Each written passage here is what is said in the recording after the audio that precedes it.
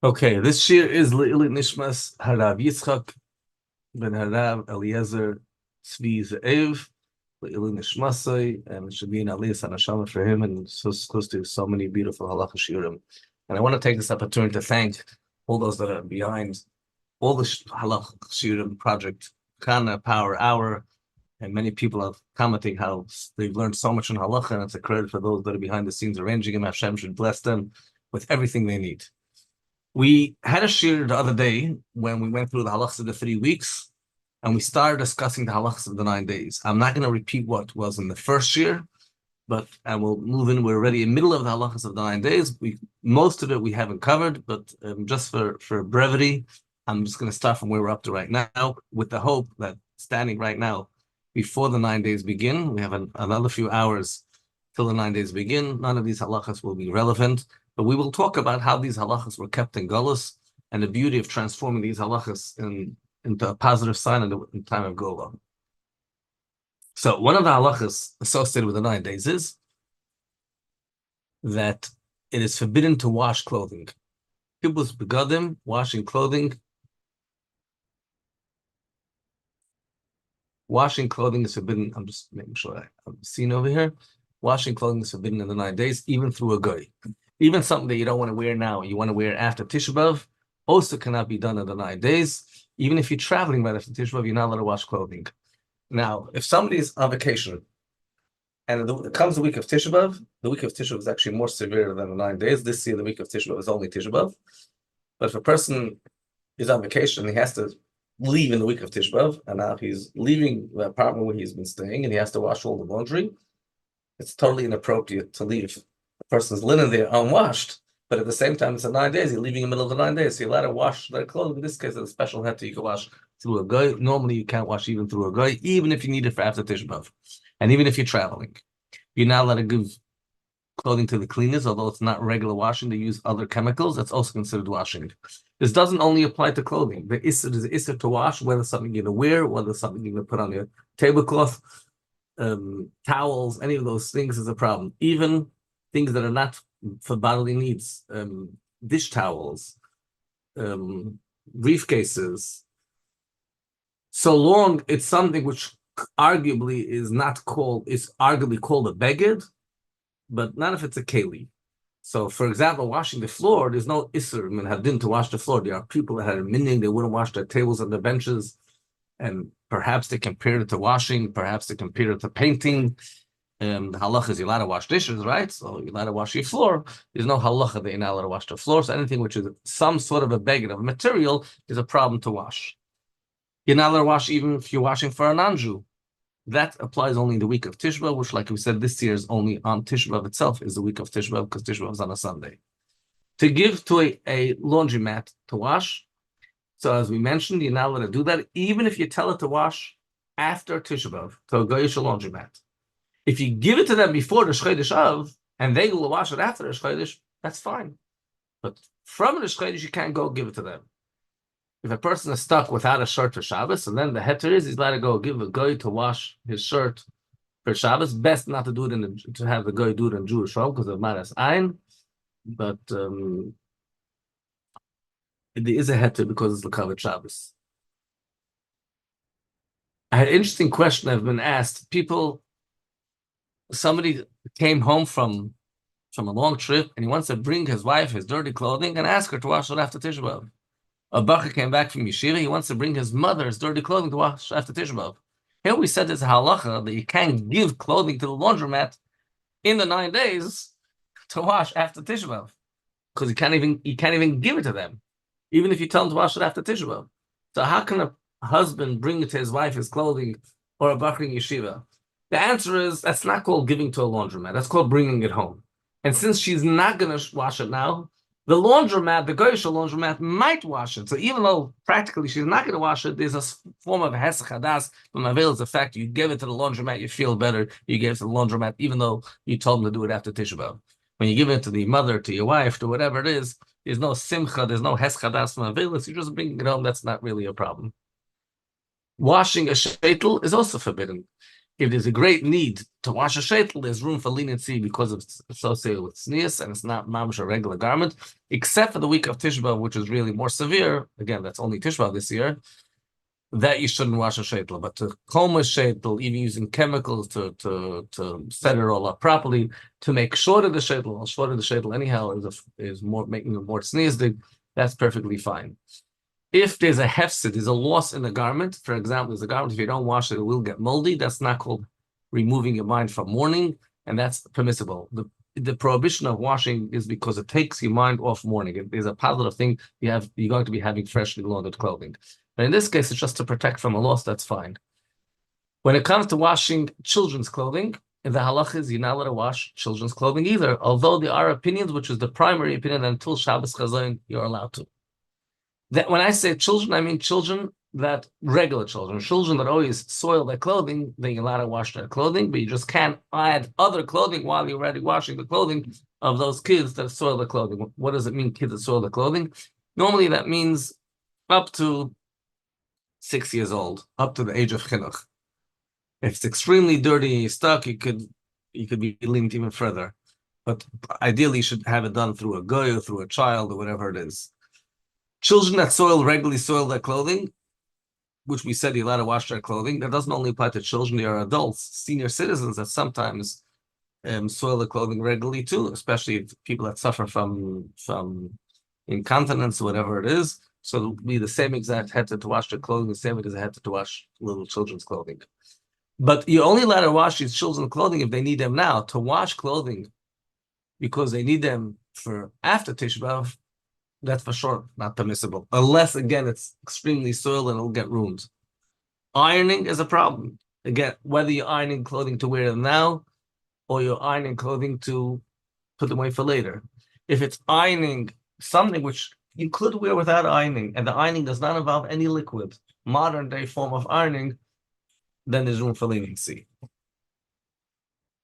Polishing shoes, questionable. Is that called washing? Is that called laundering?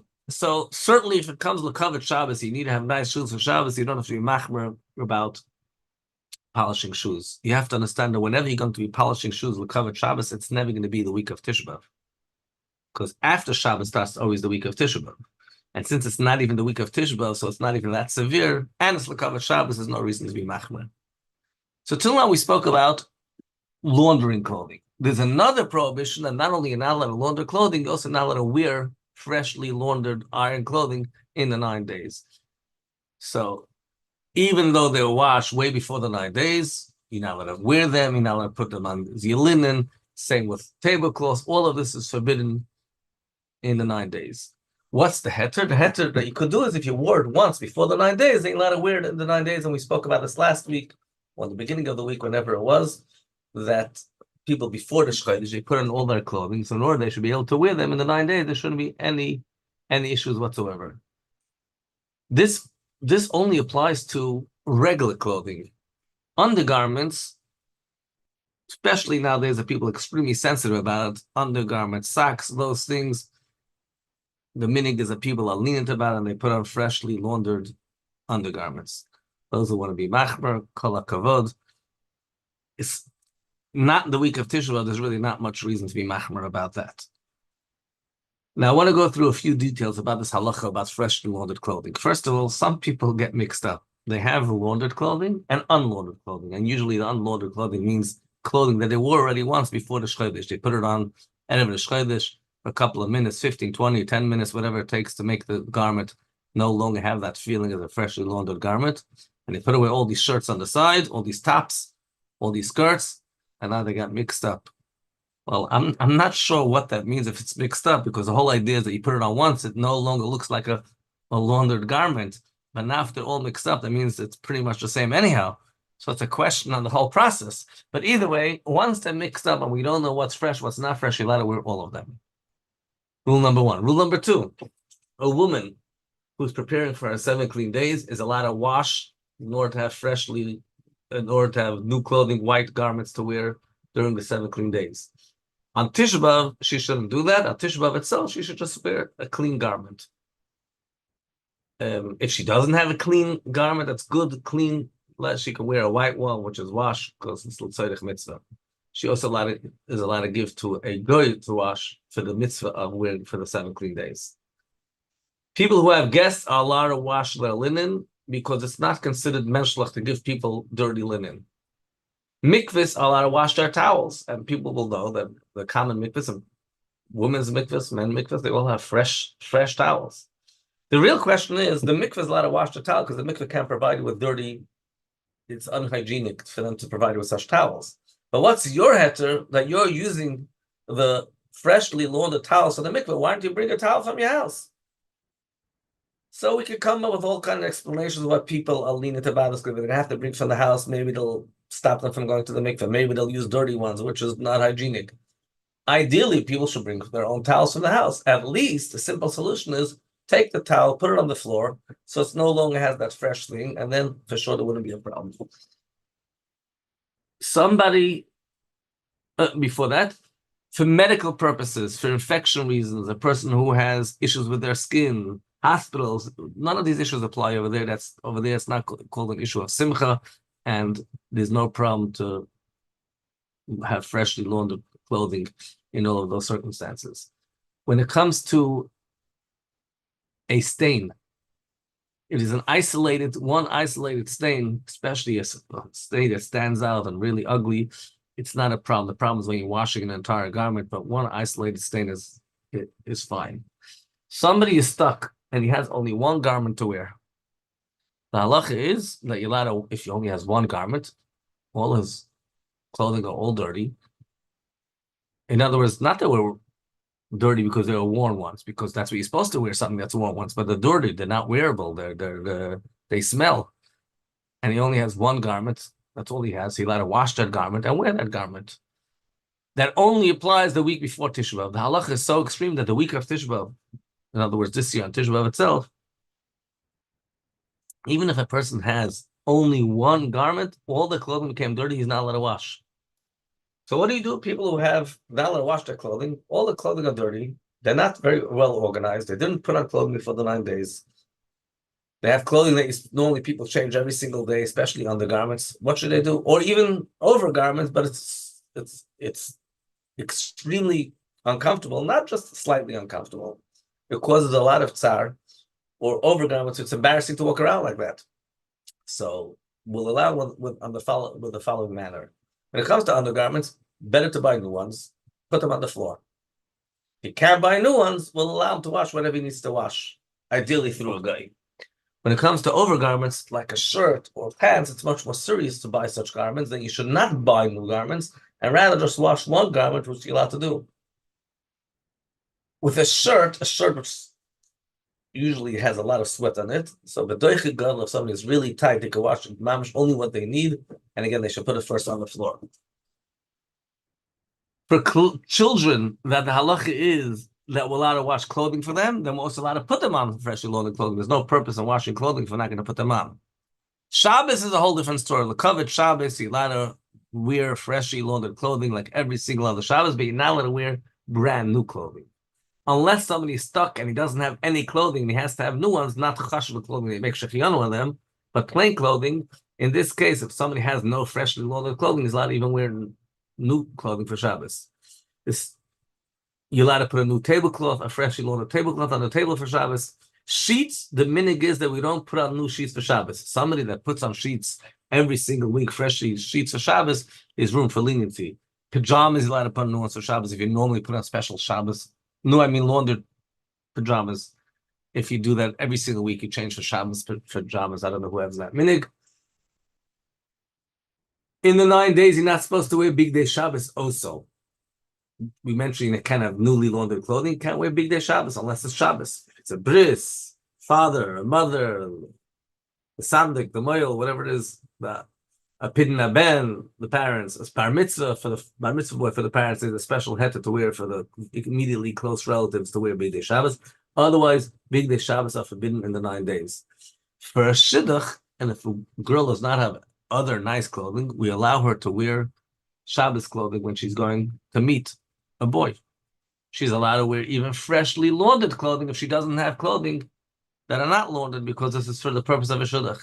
And the minig is in a lot of schools that finish in the 9 days, and they have an end-of-year graduation that the boys wear a white shirt, even though it's a Shabbos garment. It's not really a weekday garment; it's a Shabbos garment, and they're making cover that Torah for a Siyum, for a graduation, to wear a white shirt. I'm going to move on to the next topic, which is about eating meat and drinking wine in the 9 days.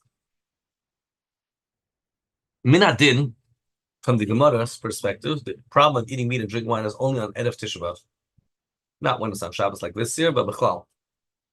The minig is that we, from Rosh Chodesh, including Rosh Chodesh, until Tisha B'Av, we don't eat meat or drink wine. When I say eating meat and drink wine, that means chicken, salt, meat, even meat that's been salted, frozen, and dried up, even something that's been cooked with meat. If something was cooked in a meat pot, even though it was cooked that very day, it's a ben yoime, cooked within 24 hours, you're allowed to eat the pasta cooked in the fleischiger pot. But anything that has meat in it should not be eaten. You're also allowed to eat soup that has onions that were cut with a fleischiger knife. It doesn't have the regular halachos of basa b'cholov. Children that are not the age of avela, so eat children primarily, again, under 6 years old, are allowed to eat meat in the 9 days. Someone who is not well, even if it's not a major sickness, someone who they have an allergy for milk is harmful for them. A woman that's expecting or nursing, and if the mother's not going to eat meat, it's no good for the child. Allowed to eat meat, they should eat chicken. If they have no chicken, then they should eat regular meat. Today's day and age, there's so many different options of healthy food, and we don't have to resort to eating chicken or even meat. We should eat all the other foods, provided it's not going to be harmful for the expecting, nursing, allergy person, etc. Also, there's an option you can always hear a Siyum. If a person is not well, but they know that milk works fine for them, of course there's no heter for them to eat meat. A woman after birth, even if she's not nursing, but she's 30 days from birth, and she needs to have meat or wine, then they should allow to have meat or wine. But ideally, from the Siyum B'Av, the 7th day of Av is a bit more serious. If possible, there's no sickness of Av, it's just because she gave birth and she really needs this meat or wine. Then from the Siyum B'Av onwards, they should be machmer. If a person made a bracha on meat in the 9 days by mistake, they took a piece of meat, made a bracha on wine, we don't want the bracha to be a bracha of atala, but they also don't eat meat in the 9 days. So they should eat a tiny bit of meat or drink a tiny bit of wine. When you eat a tiny bit, it's not called simcha, it's not called going against the minig. It's just a tiny bit in order there shouldn't be a bracha of atala, and then move on to eat something else. If meat fell by mistake into a food, then if the 60 against the meat, it's batal b'shishim, and you're allowed to eat that food in the 9 days. Wine is also forbidden. Wine includes also grape juice, or a food that has wine in it. Wine vinegar is fine, beer is fine, mashke is fine, but anything else with wine is a problem. If somebody needs for the floor, they need to have wine or grape juice. So you can mix the wine or grape juice with water, so much that you don't make a better priya guffin on it because there's just a tiny bit of wine in it. So for the full, we allow that. If it's not for medical reasons, you shouldn't even have mixed with other drinks wine. When it comes to benching on a kais, the minig is that we don't, in the 9 days, we don't drink wine for kaishal bracha. We give it to a child that's the age of chinuch. That's the interesting age of chinuch. We'll talk about more details about this at Abdullah. It needs to be the age of chinuch for brachas. So when you're going to make the ber priya guffin, you could exempt him because he's already the age of chinuch for making brachas. But he's not the age of chinuch for morning in Yerushalayim, and you give the child to drink a majority of a revius malay ludmov. If there's no child around, then we just don't do kaishal bracha. And if a person benched on a kais, and he's all of a sudden he realized, hey, there's no kid over here, just don't drink from it. We don't drink wine for kaishal bracha in the 9 days. In a Seudat mitzvah, we'll allowed to eat meat, drink wine, and make a bench on a kais. For example, bris milah, pidna ben, bar mitzvah, if it's celebrated on the day when the mitzvah happens, let's see, mesechta. But there's a few conditions attached to this halacha. The halacha that you're allowed to eat meat and drink wine means anybody that's part of the meal. Part of the meal means someone that would normally, under normal circumstances, not in the 9 days, also join the meal, either because they're related or they're close friends, even men or women, in a place where it's normal to invite women for such a meal. But someone who's going to eat at home because they sent them food from the meal, of course you can't eat that. Likewise, there are people that normally they wouldn't go to the meal. Oh, now we have a chaperah, drink wine, eat meat. That's called a mitzvah b'av aveda. They're going for a mitzvah. It's real aveda. They're not going because Seudat mitzvah. They're going because they want to drink wine. Under normal circumstances, they wouldn't go. Now, normally, there's no limitations on this. It's anybody that would normally go is perfectly fine. But in the week of Tisha B'Av, which this year it's not relevant because the week of Tisha B'Av is only a Tisha B'Av. The week of Tisha B'Av, there's limitations on how many people you can invite to this Seudat mitzvah. It has to be exact minute plus relatives, etc. And that's why many people have a minig that b'chlal, even by Seudat mitzvah, they don't serve meat or wine. They just serve other drinks and they serve fish because they don't want to start having questions who I should invite, who I shouldn't invite. Anybody could come. I'm not going to go into shalos. But strictly speaking, and many chassidim are makbid dafka to do so. It's a Seudat bris, it's a Seudat mitzvah. They'll serve meat and drink wine. The minig became that in the cities yesteryear, they would take the shchita knives and hide them all when it comes to Chodesh Av, because they wouldn't shecht anymore. So the shachtim would go and hide all the knives and put them aside. They would only shecht for a mitzvah, for example, someone who's sick, or for Shabbos, or for a bris. Nowadays, we live in very big cities, and there's always someone that needs meat, whether because they just gave birth, whether because they're weak, whether because they're not well. We need meat for Shabbos, and we, Baruch Hashem, eat a lot. So the minig is no longer the same way, the minig of hiding the shchita knives. It's just shchita goes on almost as normal. Talking about that, I will mention an interesting shaila. Are you allowed to cook meat in the 9 days in order to have it for after Tisha B'Av? After all, they used to hide the shchita knives. They didn't even shecht, even though it's only for later. The answer is yes. You are allowed to cook meat, especially if the meat will go off. Oh, you're doing it for a mitzvah. But even otherwise, you're allowed to cook. There's no halacha. You're not allowed to cook meat in the 9 days. You just have to be careful not to eat from it. Cutting nails. There's no prohibition against cutting nails in 9 days. The whole issue of cutting nails is only in the week of Tisha B'Av, which is always after Shabbat Chazon, and this year that means on Tisha B'Av proper. But the week of Tisha B'Av, you're not allowed to cut nails, manicure, pedicure, all a problem. The woman has to go to Mikvah. What's a Tisha B'Av? If there's a question of chatzitza on the hand, all those things, then for washing, whatever it is, then there's no problem to cut nails. And here comes the tough one, the halachos about showering. I'll tell you what the actual halacha is, and then we'll talk about implementation. The halacha is that one is not allowed to wash their entire body for pleasure, even in cold water, in the 9 days. They're allowed to rinse off their head, their face, their hands, their feet, meaning something which is not the majority of the body, using cold water. Cold water in this context means not hot. Not hot. Hot means the temperature that people normally bathe with when they enjoy the heat of the water. In people's language, it's called hot water. If you're only making it hot just because you want to take away the chill, that's not called hot. So there's a level of a shower or bath where that's how people normally bathe in. That's called hot. And if it's a tiny bit under that, lukewarm, it's just that it shouldn't be cold. That's not called hot. So you're allowed to wash with so-called cold, lukewarm water, face, feet, hands, head, and the other parts of the body, as long as you're not washing the majority of the body. That is the halacha. Now, in that halacha itself, if a person, if for whatever reason, for intimacy purposes, it's going to affect the mitzvah, it'll affect the husband or wife, one of them will be uncomfortable, the other one doesn't shower. It'll cause tsar. And for some reason, washing face, hands and feet, or other parts of the body is not enough, then they are allowed to wash their entire body. It's actually a mitzvah for them to wash their entire body to make sure that the mitzvah of intimacy continues in an appropriate way. That was not part of the minig. The same thing when we talk about asking questions about going to sprinklers, kids going and using sprinklers. I'm not talking about little kids, which anyhow has no problem to bathe them. If it's going to be in such a way that it's only affecting the face, hands, feet, not the majority of the body, there's no problem. However, that's the halacha. Now, if it comes, if the person is dirty, or he has sweat, I'm talking about not minor sweat, but sweat where a person can't handle the smell, and some people are sensitive and even a minor amount of sweat, then they're allowed to shower. Like we said before, face, hands, and feet. If for whatever reason, face, hands, and feet is not enough, then they're allowed to go and wash the rest of the body, because for some reason they're also sticky and dirty, but not the entire body at once, bit by bit. And if lukewarm won't work and it won't be cleaned through lukewarm water, then they can allow to use hot water. And if that won't work, they'll allow to use soap. Because this is done now, mishum nekiyas, for cleanliness, and it's not called tainig, but it's as much as needed, only as much as needed. In this case, the person should take a private shower, not in a public mikvah, in a men's mikvah, where everybody's, because I'm part of the heter. It's not a public heter.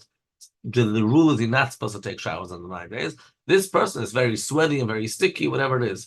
Heat is not a reason to be makel in the halacha of taking showers. The only heter is face, hands, feet, lukewarm water. Bichlal, a person with this heter in place should minimize as much as possible, change from the regular procedure, even if a person is in pain, especially in the week of Tisha B'Av, which is not this year's Tisha B'Av anyhow, because our Beis Hamikdash deserves that a person should cut out a bit of what they do normally. A Yireh Hashem will know when to be lenient and when not to be lenient. So even when there is leniency, cut it out once in 2 days, once in 3 days, less bit by bit, not using soap, not using shampoo, whatever it is. And just to put things in a bit of context, so people should understand this halacha.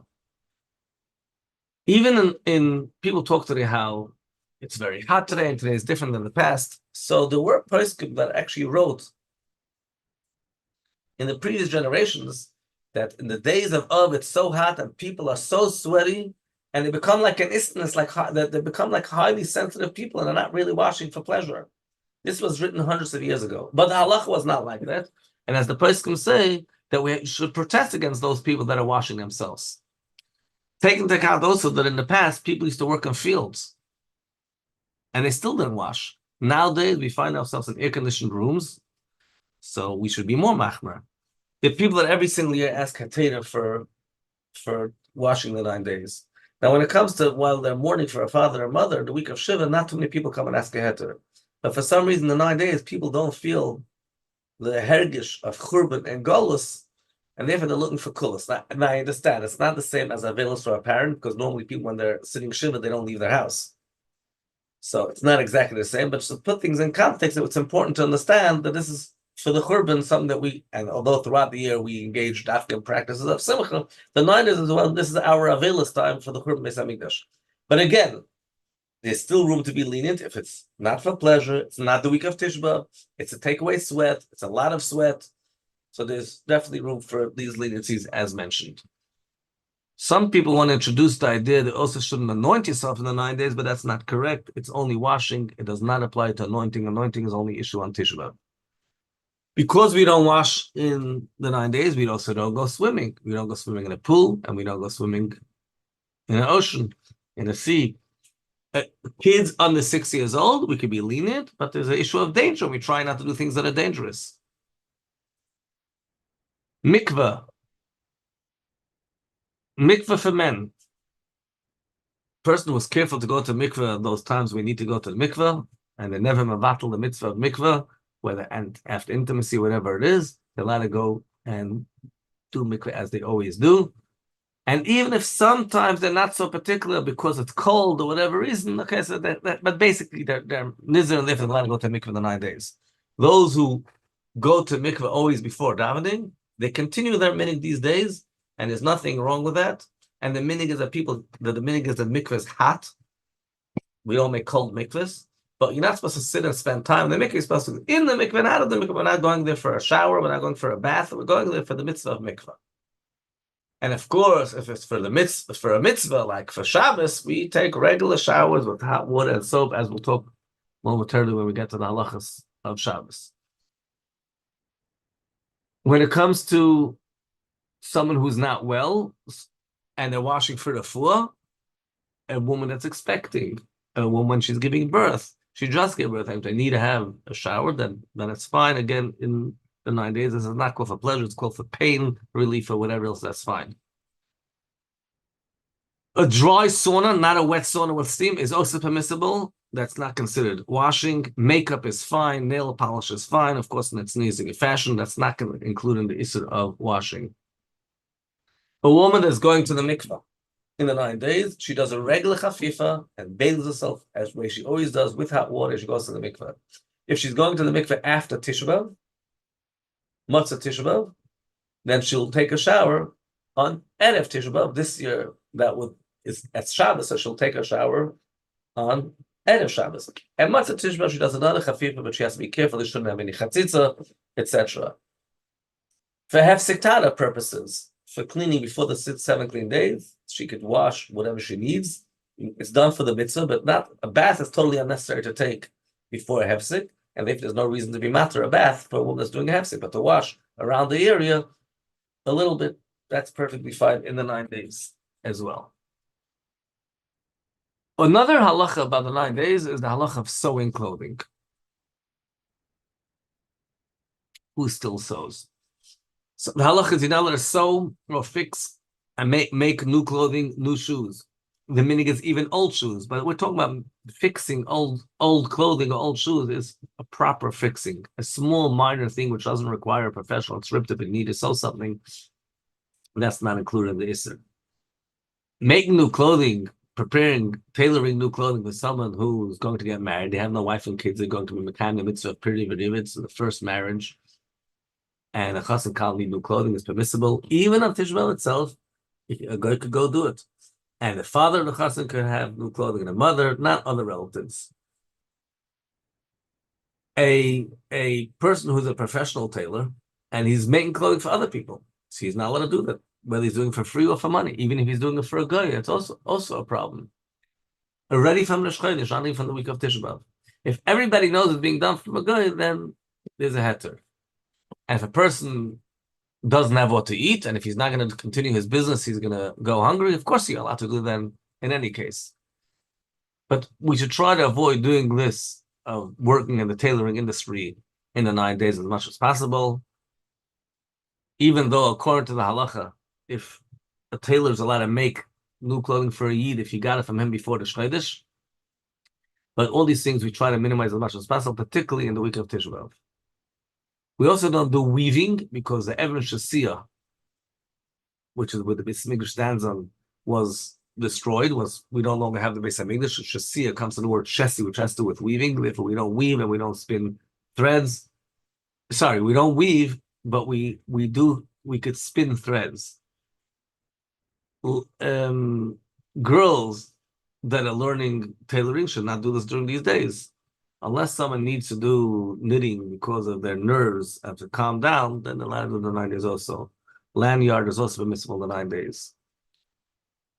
Moving on to another thing about the 9 days, which the Rebbe encouraged very, very much, is the idea of Siyumim. The Rebbe asked to publicize in all possible places about making a Siyum in all the 9 days. And because Chamisha B'Av is a follow-up to Tisha B'Av, we should continue making Siyum until Chamisha B'Av. If we finish Halachos and Rambam, we should include that as part of the Siyum also. I believe we're going to be finishing one of these days, maybe it's tomorrow, a full Sefer of Rambam, Sefer Yisrael, and we're actually going to be starting Hilchos Beis Abchira in the 9 days. And the purpose of the Siyum is that we should increase in Simcha in a permissible way. By having Simcha in a permissible way, we nullify anything which is the opposite of Simcha. So that's a very good thing for us to have Simcha. And we'll continue making Siyum even when Mashiach comes. But nowadays, when we make a Siyum of everything. We make a Siyum of Gullus. We don't get rid of Gullus. We're making a Siyum of Gullus, meaning we take the Gullus and transform it into Gula by putting the Aleph into the word Gula. Aleph is Hashem and having Gula. And these Siyum should be done publicly. Men should come to the Siyum. Women should come to the Siyum. Obviously not together with the proper mechitza. Children should come to the Siyum. Talking about women, there's no problem for a woman to finish a Masechta and to say a Hadron. She's not allowed to say Kaddish. And there's a Seudat that's considered proper Seudat mitzvah. But generally, we try to avoid doing that. We should avoid doing that. Anything that looks is associated with reform or conservatism, with equal rights, which is not a Torah concept, we shouldn't do. But in a place which is a private thing, it's not in order that a woman should be like a man. The issue of a woman trying to copy a man or vice versa is a problem al pi Torah. But if it's just for the etzem inyan, and it's in a private manner, it's perfectly fine. Likewise, if a child finishes a Masechta, it's also a Seudat mitzvah, and under the conditions that you're allowed to eat wine or eat meat or drink wine, that will be permissible. And the Kaddish, in this case, is said through an adult who's over mitzvah when a child finishes a Masechta. The way it works is that when a person is making the Siyum right before he finishes the Siyum, everybody gets around him, he says the last few words, people join, and then a Seudat is made. And the Rebbe asked we should try to arrange every Siyum should be associated with a Seudat or a Farbrengen. And with tzedakah. On Shabbos you can't give tzedakah, give ruchnis the good tzedakah. And after Shabbos, you give Gashmis the good tzedakah. It's permissible tzedakah on Shabbos, give something to eat, something to drink. Otherwise, on the weekday, we have a tzedakah pushka there before the Siyum, in the middle of the Siyum, people who are there by the Siyum will put money into tzedakah. The Rebbe Rashab would make Siyum in the 9 days, and he would do the Siyum even though he didn't have meat or wine. The reason why the Rebbe Rashab made a Siyum every one of the 9 days, he had to have meat for health reasons. But he didn't want to use out the Torah as a way to have meat. So he decided he's going to make a Siyum other days also, not only on those days when he's going to be eating meat. But the Rebbe quoted this many, many times by the Rebbe Rashab's minig, and he told us that the idea of making a Siyum is independent of the idea of eating meat and drinking wine. According to the halacha, if it's a proper Siyum and people would join the Siyum, even in other times because they're friends, then they're allowed to eat meat and drink wine. Unless it's the week of Tisha B'Av, which again doesn't apply this year, then only an exact min and relatives are allowed to join the Siyum and eat meat or drink wine. So if it follows the proper conditions of a Siyum, there's nothing halachically wrong with eating meat or drinking wine. But the problem is sometimes the person is rushing the Siyum or pushing off the Siyum to make it dafka in the 9 days. And that's the shtickle shaila, to make a Siyum in the 9 days with meat and wine. And planning it like this for the 9 days. But if a person that's what he's up to right now, then you shouldn't go and say, no, I don't want to do it in the 9 days, let me push it off to later. Why should you push it off later? Make the Siyum now. But in a lot of places, they were lenient, even if they try to schedule to fall out of the 9 days. Either way, if this is the proper time of the Siyum, and the people that are joining the Siyum would otherwise join in other times also, then they're allowed to eat meat or drink wine. But a person who otherwise, normally when he finishes the Masechta, doesn't make a Seudat, and all of a sudden now in the 9 days, let me make a Seudat, let me have meat, let me have wine, and that's a whole different story. Then you can't have the meat and wine included in the Siyum. If a person normally makes a Seudat, at this time he wants to add meat to the menu, that's fine. But as mentioned, there are places that a lot of people had the minute even in the Seudat Mitzvah, they wouldn't eat meat or drink wine, because then you have to go into whole Shiloh. Who should I invite? Who am I allowed to invite? Who am I not allowed to invite? Who normally would come? Normally would not come. But the Rebbe's agenda of the Siyum was purely not about the meat and wine. There is that added thing, was purely about the idea of adding simcha. And the Rebbe encouraged you to make the Siyum through the radio, through the telephone, through other technological methods. And that's also considered participating in the Siyum. And there might be a person who would normally in other times participate, and they're now listening over the phone for whatever reason they can't come personally. There's also a heter for meat or wine. But ideally, you shouldn't rely on listening to the phone. You should come and participate in the Siyum on a personal level, especially if you're planning to eat meat or drink wine. If a person finished already a Masechta, so yeah, it's a good idea to make an event, but you can't call it a Siyum and eat meat because of that, because you already finished a Masechta. A Siyum can include a Siyum Mishnais, better it should be a Siyum of Gemara. Certainly a whole Sefer of Rambam is like a Siyum of a Masechta Gemara. If a person learned Gemara and didn't say the words inside, Torah Sheba'al Peh, it's not about saying the words, it's about understanding. They can make a Siyum. Sometimes a person comes to a Siyum, they didn't hear the Siyum. I just missed it. So when it comes to regard to meat and wine, for us the main thing is to hear the Siyum, because the main thing for us is to have the simcha of the Siyum itself. But in terms of eating meat or wine, if the person missed the Siyum and he came to the Seudat of the Siyum, in the 9 days, not at a Pesach, there's room to be leaving even then to have meat or wine. And what about the other way around? The person heard the Siyum and wasn't part of the meal. Can he go later and make his own meal? So if he wasn't part of the meal, if you're sending him food from the Siyum to his house, that's a whole different story. You're sending leftovers from the Seudat. But here the person was there by the Siyum, he just missed the Seudat. So it's like hearing a Siyum over the phone. There's room for leniency for that also. In terms of going through the 9 days, the first day of the 9 days this year is on Shabbos Chazak, Shabbos Matas. Masay Alef Menachem Av Shchodesh, and because it's a Shchodesh, we say Hallel, which is a special thing. But even though in the 3 weeks, and even it's not only that, it's the first of the 9 days, we start off right away with Hallel associated with Simcha to bring Simcha to the 9 days. Of course, we remember to say Yalav Yaveh throughout Shabbos, and we say Chazak. Chazak means we are going to strengthen ourselves in all matters of Torah in a very strong way. It's a Chazak of the 4th Sefer of Chumash Torah, which is technically a Siyum of the whole Torah, because the 5th Sefer, Devarim, is already a repeat. It's Mishnah Torah, a repeat of what it says in Torah. So when we went through the 3 weeks, which was a terrible Yerid, a terrible descent, we need a special chizuk. We have a very strong chizuk on Torah, chazak, with this chazak, a triple chizuk, which hints to the chazak of the 3rd Beis Hamikdash and the 3rd Gula. When it comes to the Torah, I think there's some booklets that came out, Dvar Malchus Chayenu, one of them, I don't know which one it is. I think one of the Israeli Dvar Malchus maybe that doesn't have the right Haftorah. So I will mention it over here. There's two opinions which I've told to say when it's Shabbos Rosh Chodesh in the 3 weeks. Do you say the one associated with the 3 weeks or the one for Shabbos Rosh Chodesh? Our meaning is we say the Haftarah of Shimu, which is the Haftarah of the 3 weeks, not the one of Rosh Chodesh. We just, when we finish the Haftarah, we have the first and last pasuk of Rosh Chodesh. The Rebbe Rashab once said, one time there was such a quiz, he said, the Haftarah of Hashamayim Kisid Shabbos Rosh Chodesh Haftarah, and he was upset afterwards. He said, no, that's not what should be done, and we should say the Haftarah of the 9 days of the Parsha of Matas Maseh, and add the first and last pasuk of Shabbos Rosh Chodesh. But because it's Rosh Chodesh, so in davening, the Avarachim was not said before Musaf. In Musaf, it's Rosh Chodesh. We're going to say the special prayer of Atu Yitzarta. We're going to conclude Mekadesh HaShabbos v'Yisrael b'Rosh Chodesh. It's Rosh Chodesh.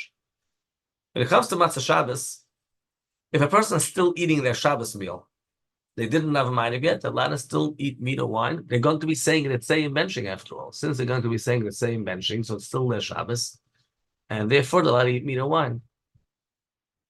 Unless he said already the words Baruch HaMavdil Bekodesh L'Chol, in which case you don't say that say anymore, then he can't have meat or drink wine anymore. That's provided this person is going to be davening later Maidav with a minyan. If most of the community already daven Maidav, and he's leading an end of davening b'yichidus, then the yachid is affected by the tzibur, and this person in his Shabbos meal is now going to have meat or wine because by the entire community it's already now Matzah Shabbos, and he's not joining a minyan for Maidav. When it comes to Havdalah, we make Havdalah on wine, but we give it to a child to drink. We give it to a boy, not to a girl, because a girl is a question if she has the mitzvah of Havdalah.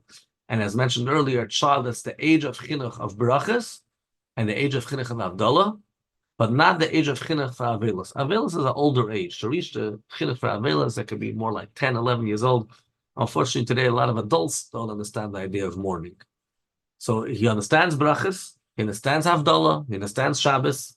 He's intending to be yotz with Havdalah, but he's not yet the age of mourning, and if he could drink the wine. So we make the bracha ber pegaf, and we have in mind the child should be yotza, and the child should drink at least malay lugmav, a majority of her revius.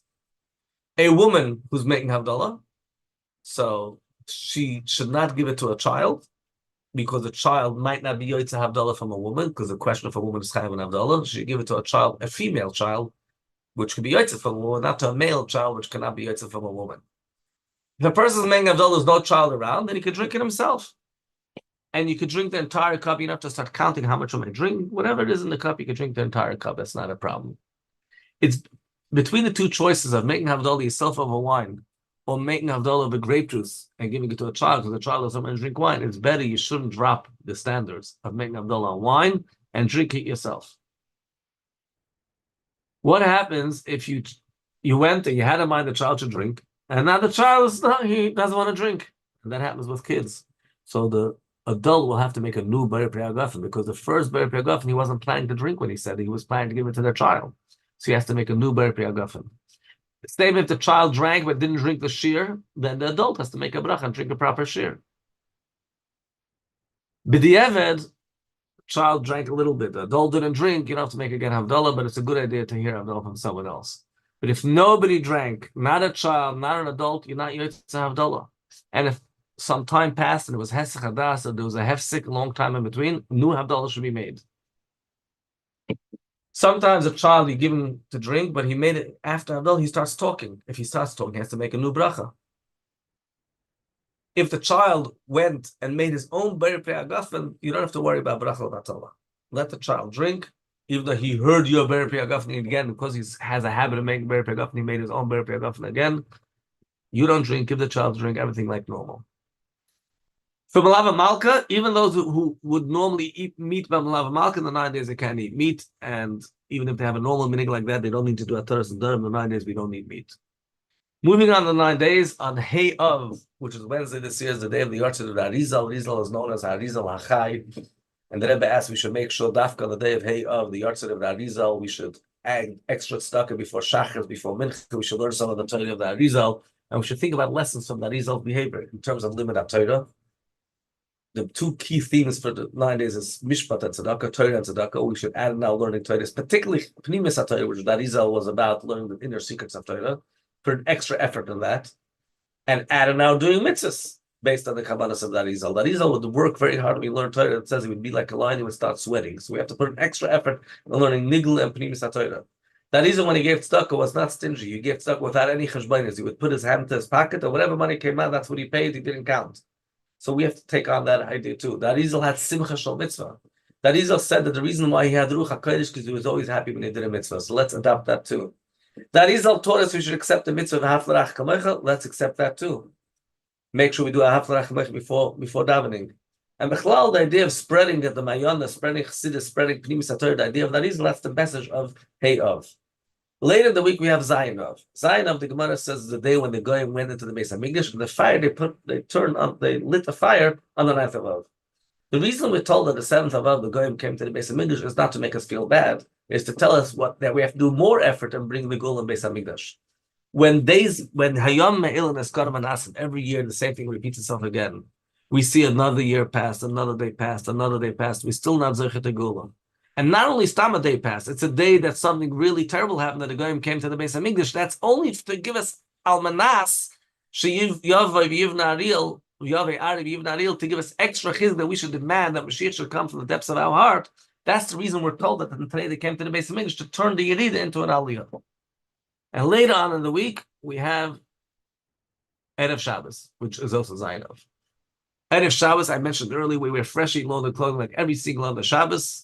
Not new clothing, but freshly laundered clothing. You could change the Shabbos clothing the same time you normally change every Friday. You don't have to wait till it's mom's close to Shabbos. You put in a freshly new tablecloth, but we don't change sheets, linen for Shabbos. You're allowed to cut nails, as mentioned earlier. If necessary, you're allowed to taste the Shabbos food while you're preparing it, but don't swallow it, spit it out. Kids that eat their Shabbos meal early, an hour or two before Kabbalah Shabbos, in the long summer days, they don't wait till after Ma'ariv. Even if they're over 6 years old, you can give them fleishiks already then. And as mentioned, our minig, although a lot of places they don't have this minig, that now, at least nowadays in our circles, where we every single Friday we take a proper shower for Shabbos with hot water and with soap, so it's permissible also in the 9 days. And we, as always, go to the mikvah to cover Shabbos. Then comes Shabbos, which is Shabbos Chazon. Chazon means vision. And here, vision means not only we see the Beis Hamikdash from far, but hopefully we'll see the Beis Hamikdash close. The Beis Hamikdash kipshuta in this physical world. We know the Baditchva said that on this Shabbos, every person is shown a vision of the Beis Hamikdash, and you have a whole mashal of a child that had a garment ripped, and the father showed him eventually the garment from far. And here the Yibusha shows us the Beis Hamikdash. The Rebbe spoke about this mashal countless times. If you want more information about this mashal, there's a lot of details about this in the halacha guide that came up for the 3 weeks. A lot of the stuff that we're going through in the shir is there, plus much more. We can't go through everything. But particularly about this mashal about Shabbos Chazon. It says that Shabbos Chazon is greater than all the Shabbos of the whole entire year. It's in fact, in some ways, greater than all Yom Tovim. So let's understand that and internalize some special message, this unique Shabbos Chazon. When it comes to davening on Shabbos Chazon, we sing L'Chadoidi regularly without any questions, even though it's right before Tisha B'Av. We sing with extra simcha. We go to Mikvah on this Shabbos and say we go on every single Shabbos. When we say the Haftorah of Shabbos Chazon, we see all the positives in the Haftorah. The Baditchver also interpreted many things in this Haftorah in a positive way. It says, Am Keved Oven. This is a nation which is heavy with sin. Baditchver said, no, this is a nation Keved, it's heavy, it's hard. It's hard, it's a nation Keved Oven. Sin is hard for him. So there's a lot of positives in this Haftorah. We have to look with the Rebbe's eyes and see how it's all positive. We say Avarachmam and then of Tisha B'Av. And the Siyum that we make every day, we make also on Shabbos in the 9 days. Even though it's after all it's Shabbos, why do we need the Siyum for? No, add extra simcha there too, and add a Seudat there too. There's only one thing that on this Shabbos is a question about if you're allowed to learn Torah, because it's Erev Tisha B'Av, and normally after midday we don't learn Torah on Erev Tisha B'Av. The correct thing is to learn only things that are permissible to learn on Tisha B'Av, if at all possible. If it's not possible, otherwise it will be a total bittul Torah. That's a different story. But if at all possible, we should make sure that on this Shabbos, if Mashiach Chas v'Shalom is delayed on Shabbos, not this coming Shabbos Chazon, and after midday we should only learn things that are permissible. Chitas Rambam is all done before midday, but if it wasn't done before midday, you're allowed to learn it on Shabbos till Shkia. Shnai Mikvah Targum, you're allowed to make up for it. There's a regular, normal, fixed shir, you shouldn't be mevatel the shir. A regular fabregim should not be in his battle. Now, even though there's different opinions about learning Torah in Shabbos, but they all agree that you're not supposed to take walks to Shabbos as if it's like, unless it's going to stand out because of availers, but it's not a time to engage in leisure and entertainment and things like that. if not all day to stop taking walks, at least from midday we shouldn't be taking walks. We daven mincha extra early in order to be able to have the Seudat Mafsekes, which is, we'll get to the Seudat Mafsekes in a moment, but let me just mention about the fact that people often make an early mincha, so people should be able to have another meal before the fast. And in mincha we don't say tzidkaska because it's Erev Tisha B'Av after midday. Pirkei Avos after mincha is a very interesting thing, because the Rebbe spoke about this publicly. In the same kviyas, Shabbos was Erev Tisha B'Av, Shabbos was of Tavshim Mem Aleph, and he said he does not want to rule about whether he should say Pirkei Avos or not in such a kviyas. After all, it's a regular kviyas that we always do, but not that we don't learn Torah. Only things that are permissible. So the Rebbe said, what I'm going to do is as follows. Publicly, I'm not going to say.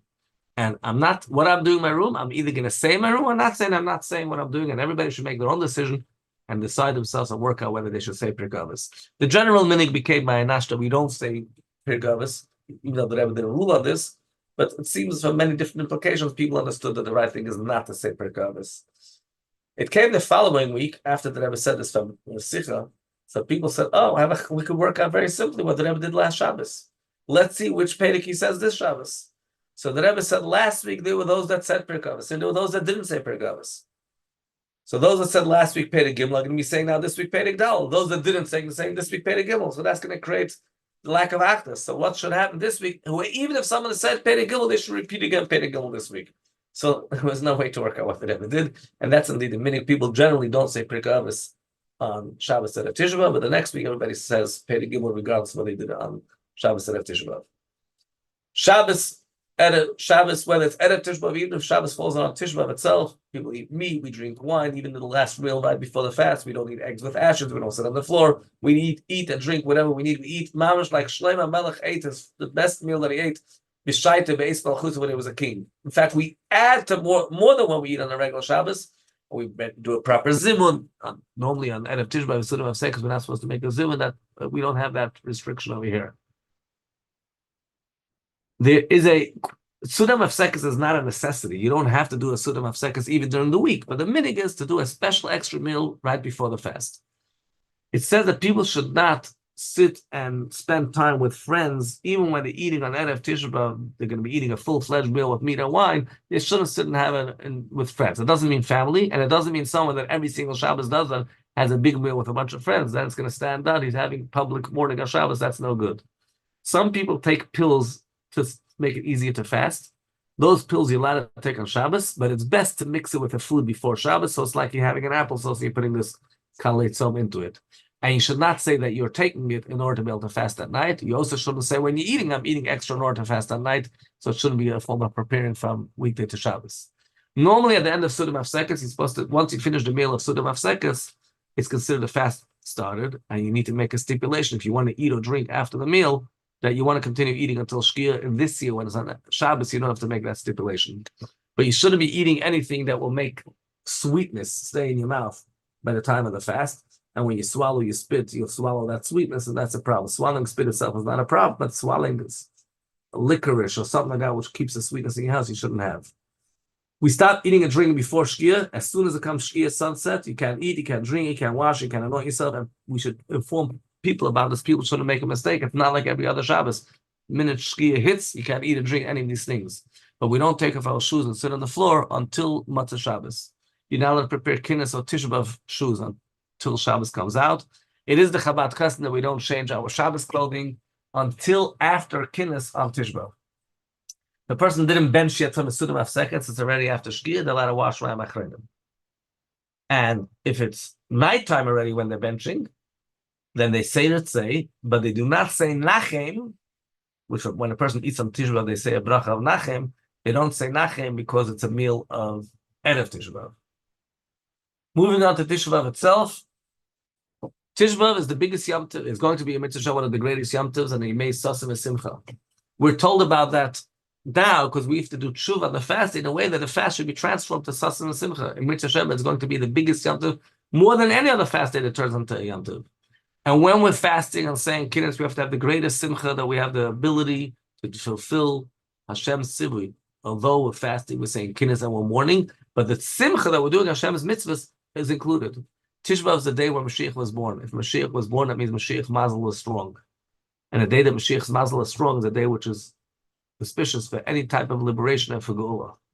Well, we're not supposed to take off our mind off mourning. That's a halacha. Taking off your mind means fixing yourself to something else, putting your mind to something else, doing slight work which doesn't take a long time. It doesn't need your concentration. Is okay on Tisha B'Av, unless it's during when you're saying kinnis, when you're supposed to be focused on the kinnis, and you're not supposed to take your mind off at all. But otherwise, throughout the day of Tisha B'Av, you're not supposed to take your mind off. Mourning means you're not supposed to put your mind to something that requires concentration. But that doesn't mean you should be in atzvos. Atzvos depression is always terrible. We have to serve Hashem at simcha.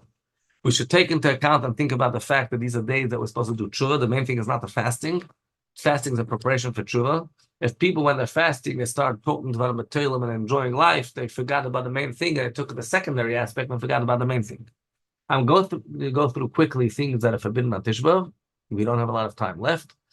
Eating and drinking, even a tiny bit, is forbidden on Tisha B'Av. We're allowed to touch food. Women that are expecting the nursing do fast on Tisha B'Av, the same as in Kippur, unless there's a danger that pregnancy is high risk. It's a difficult pregnancy. She's feeling extra weak than normal. A woman that's nursing feels that her milk flow, her milk supply will stop, then they can eat normally. If a woman gave birth within 7 days, or even after 7 days, it's within 30 days, but she's still weak, she doesn't have to fast. If she feels perfectly fine and healthy and the fast won't harm her, okay, they should fast. Yes, it's even within 30 days, but not within 7 days. Somebody who is sick does not mean it's danger to their life. They're weak and their entire body feels weak and they need to eat. No danger, they eat. Children do not have to fast. There's no reason to make them fast. Those who don't fast should not eat publicly, should eat only secretly, not in front of other people. We don't rinse our mouth on the fast day. If somebody needs to rinse their mouth, they have some problem with the smell of their mouth, they can rinse their mouth with something with the mouthwash which is bitter and bend their head in such a way that they shouldn't swallow it. If somebody forgot and they ate, they still have to continue fasting, and they don't have to fast another day unless they want to make as a form of tshuva, but they don't really have to fast another day. Even people that don't fast, or children that are the age of Avelis, but they don't fast, shouldn't eat delicacies, certainly not meat or wine. Eat whatever they need to eat. Whoever's not fasting has to make Havdalah, and the wine is given to a child who's the age of chinuch to drink. If it's a woman that's not fasting, she will make Havdalah, but she will give it to a female child, to a girl. If there's no child around, but they make Havdalah or coffee or tea and drink it themselves. Same halacha, men or women.